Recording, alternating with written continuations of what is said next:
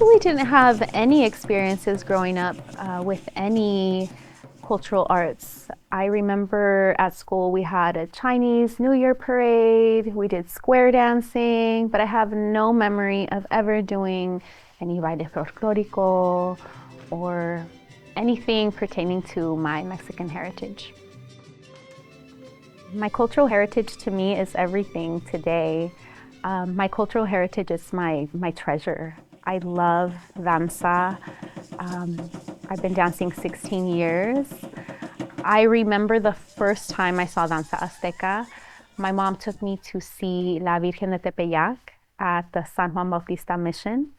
And I remember those big doors opened, the intro to the play, and you just heard the drum. And it just came in, all the dancers just so powerful. And I remember I was so moved and just something came over me that I couldn't explain.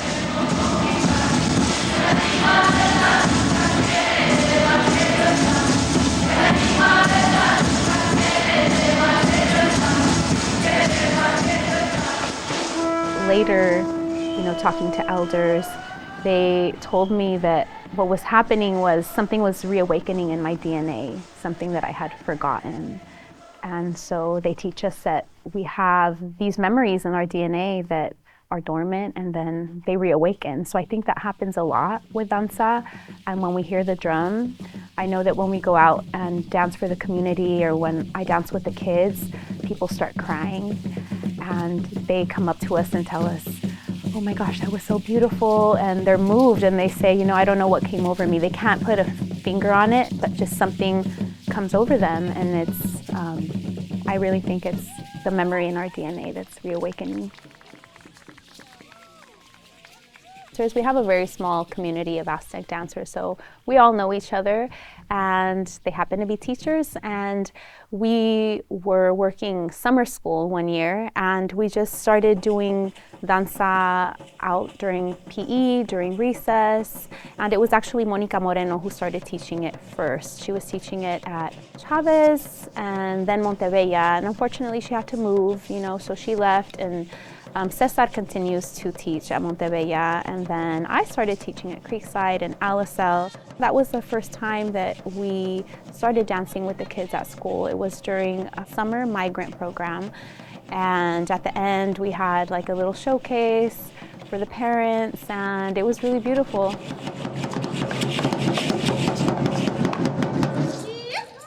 Exposure to traditional arts is so important because the majority of the children in our district, they identify as Latino, Mexican, Hispanic, any of those terms. And there is indigenous roots in those peoples. And so it's so important for the kids to know about their roots. There's just so much learning embedded within danza. We talk about the elements, the fire, the water, the earth, the air.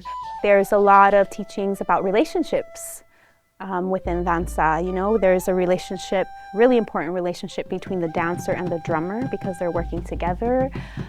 Within danza, we also usually have a leader leading the dance. So then there's the relationship between the leader and all the rest of the dancers who are following. It teaches us about the relationship we have with the earth, which is so important, especially in this day and age. Mother Earth, right? She feeds us, she gives us our food.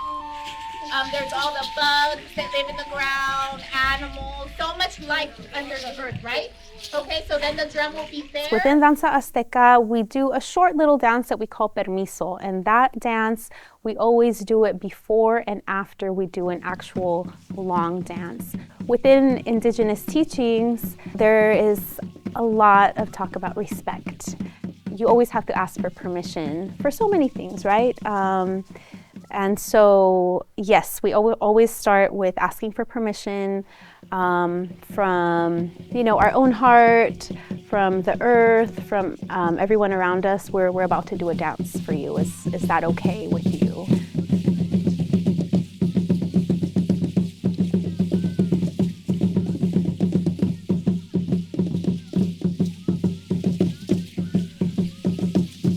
I like to draw posters and visuals for the kids because I want them to learn the names of the different items that we use in Aztec dance, like the headdress is called a cupili, the rattle is ayakashli, you know, and we also talk about the Spanish word, sonaja, rattle. Poposhkomet. Poposhkomet. Poposhkomet is what I brought the first day. I don't have it with me now, but it's the little folder where we burn the smoke. Ayoyotes, everyone say ayoyotes. Ayoyotes. And when you guys have your first performance, which hopefully will be in January, you'll get to wear some too.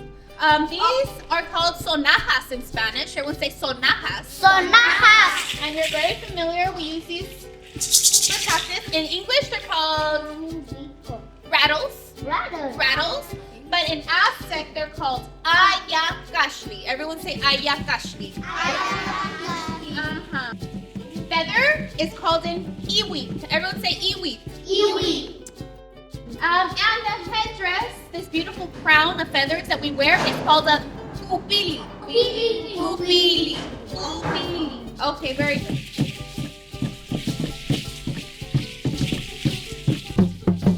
Yeah, we're speaking 3 languages on the regular, and yeah, they love Nahuatl. They love counting when we do our warm-ups. When we do our warm-ups, we count in Nahuatl and we count to 10.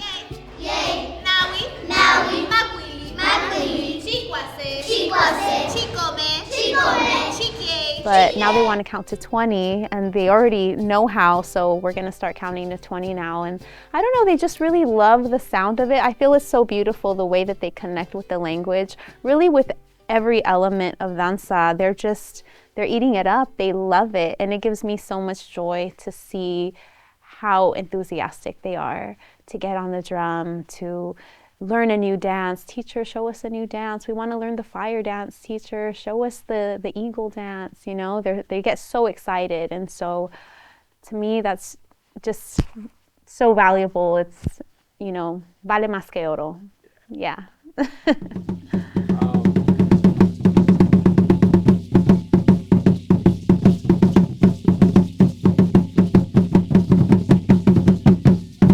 Danza Azteca is a warrior dance. And so what I tell the kids is, what kind of warriors are we going to be? We're not going to be warriors that just want to start trouble. We're going to be warriors for good things, warriors of kindness, warriors of respect, warriors of love, first and foremost. Palabra is also a very big teaching within Danza Azteca. We talk a lot about palabra, and palabra means word, and there's so much we can say about palabra, right? But your word, like, do you mean what you say? Do you say what you do? You know, how much weight does our word carry? And so that's another thing. At the end of danza, we always have what we call palabra. We sit in a circle and we all share a little word. And I also think that's really important for their development because a lot of the kids are really, really shy. I identify a lot with the shy kids because when I was younger, I was so shy. And it was just hard for me to raise my hand, to speak at all. I was so shy. And so I definitely have a lot of kids who are shy. And I see how they have blossomed from doing palabra. My role is they can share anything they want during palabra, how they're feeling, or they can just say, my name is so-and-so, have a good night. And just saying those few words, later it evolves to then they add more. And I see how much they blossom. And yeah, it's really beautiful. Aztec dances, they are structured with what we call stems and flowers. We call them bases y flores. And the base or the stem is the part of the dance that gets repeated over and over. And then even the movements that are the stems and bases, even they change sometimes. So, and the flowers are the parts of the dance that they say beautify the dance. And so, yeah, the pattern can be flower, stem, flower, stem, flower, stem, and all of the flowers change. And so when I teach the kids a dance, I teach them the pattern. The flower number 1 is this, and then we do the stem. And then flower number 2, and then the stem, and flower number 3, and so on. And so, yeah, we kind of learn each movement one at a time, and then we put it all together, and then we have a dance. And so the dances that I have taught my little ones so far, they know the dance of the toad, sapito. That was the first dance I taught them. Paloma, dove. I taught them Tlaloc, the rain dance. Just as of recently, we've been learning Tonantzin, the dance for Mother Earth. And they love it. They love it. I geek out on them geeking out over danza because they're so excited. It just warms my heart so much. Well, within our danza circles and the danza community, it's traditional for you to earn your items. And so, for example, when you learn permiso, that's when you can hold a rattle. When you learn 4 dances, that's when you can wear your ayoyotes, which are our ankle shells. And so with the kids, we're not necessarily at Calpuli, it's an after-school program, and I do like to make things attainable for them, And so for them, I've told them that they can get on the drum after they learn one dance, at least one dance, and they have to, of course, be able to do it without any of my help. And yeah, I have many who can do that now, but even then, I also really emphasize how important timing is, and paying attention to the feet of the dancer, because the drummer is like the heartbeat of the whole dance. And so if the heartbeat is off, then it throws everybody off. So I really tell them how important that is and that they have to earn it, because I feel sometimes as human beings, in all ages, we just want to get things right away, right? But we have to learn how to crawl, we have to be humble, and we have to learn, and then we can walk, and then we can run, And so the kids definitely always just want to start running. And so I have to slow them down and just say, okay, you need a little more practice, and it's okay if you can't do it today, but just keep practicing and we'll get there. And so that's how I've done it with my drummers. I kind of pick up that their timing is good, their rhythmicity, and they pay attention, and they're learning, and that they have to earn that. If they're not paying attention, then you're not going to earn the things you want. So I can just tell you that the Aztec dancing program is one of the best programs that we have going here at Creekside. Like I was saying earlier, when I walk by, I just have to kind of stop and observe, and I'll end up spending 5 to 10 minutes just recharging with what students are engaged in doing, and it's incredible. I mean, you could feel the energy, you could see the joy. I'm just so proud that this program is here at Creekside and we can host it. I'm hoping that we could build more programs like this throughout Alisal. And you can ask the students, how much do they enjoy it? And they're so happy. They've put on some performances. Families are impressed. Teachers are impressed. And we want to just continue, to grow these programs to support the arts throughout Alisal and throughout Monterey County. There's so much joy and participation in what's happening, and they don't want to miss school. They want to be here. They're happy, and they're able to express themselves and learn from and with one another. We have a fantastic teacher, Miss Reyes, who's been facilitating the dancing. And so as a result, our attendance has improved and continues to improve.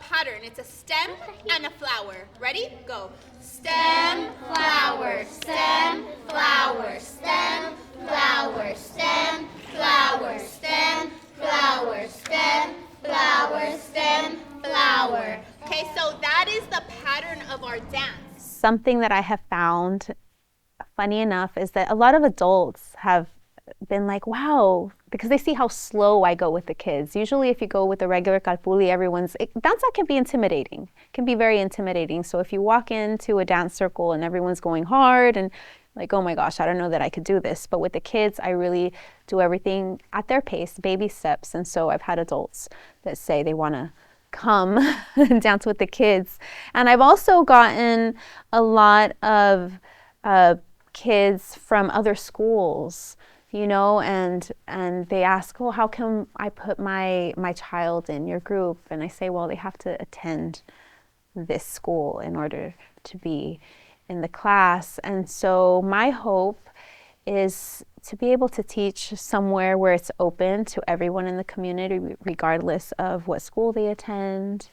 I would really love to work with more campesino families. I don't know, that's in my heart, you know. And yeah, I would love to just be more in the community and not so restricted to just one school. And there's only one of me. I wish I could multiply myself and be at every school.